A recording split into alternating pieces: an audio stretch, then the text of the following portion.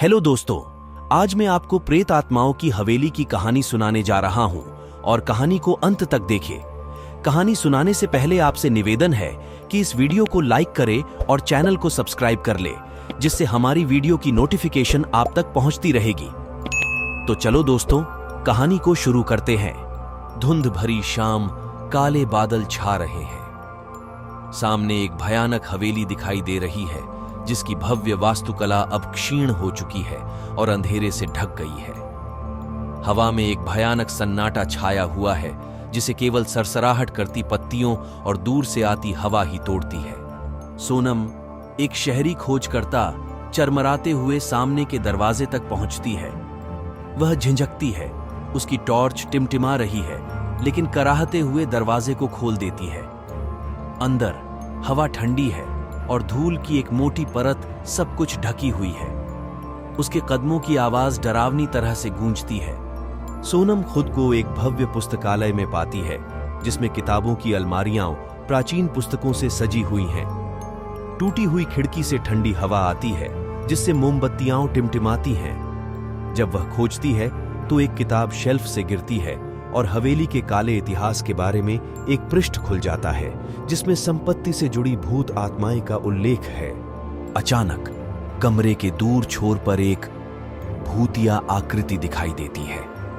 यह फटे पुराने कपड़े पहने एक महिला है। उसकी आंखें खोखली और दुख से भरी हुई हैं। सोनम हांफती है और आकृति धीरे धीरे उसकी ओर बढ़ती है और धीरे से कहती है, हमें छोड़ दो। जैसे ही सोनम पीछे हटती है, उसकी टॉर्च की रोशनी में एक बुक शेल्फ के पीछे छिपा हुआ दरवाजा दिखाई देता है। वह उसे धक्का देकर खोलती है, जिससे एक संकरी घुमावदार सीढ़ी दिखाई देती है, जो अंधेरे में नीचे जाती है। आवाजें तेज होती जाती हैं, जो उसे नीचे उतरने के लिए उकसाती हैं। तहखाने में सोनम को पुरानी, जंग लगी जंजीरों और टूटे हुए फर्नीचर से भरा एक कमरा मिलता है। बीच में एक बड़ा पुराना दरवाजा उसकी छवि नहीं, बल्कि भूतिया आकृतियों से भरा एक कमरा दर्शाता है, जो सभी जंजीरों से बंधे हुए हैं। वे चुपचाप उससे विनती करते दिखते हैं। जैसे ही सोनम आईने को छूने के लिए आगे बढ़ती है, उसका प्रतिबिंब बदलने लगता है, जिससे उसका अपना चेहरा निराशा में मुड़ जाता है। कमरा हिल जाता है और भूत एक साथ चीखने लगते हैं। सोनम को एहसास होता है कि वह अपनी जिज्ञासा के जाल में फंसकर भूतिया दुनिया का हिस्सा बन गई है। आखिरी बार ताकत के साथ सोनम शीशा तोड़ती है और तहखाने का दरवाजा खुल जाता है।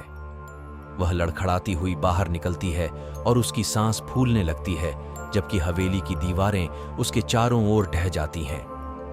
भूतों की चीखें रात में गायब हो जाती हैं और सोनम चांदनी में अकेली खड़ी रह जाती है। हमेशा के लिए सब कुछ बदल जाता है।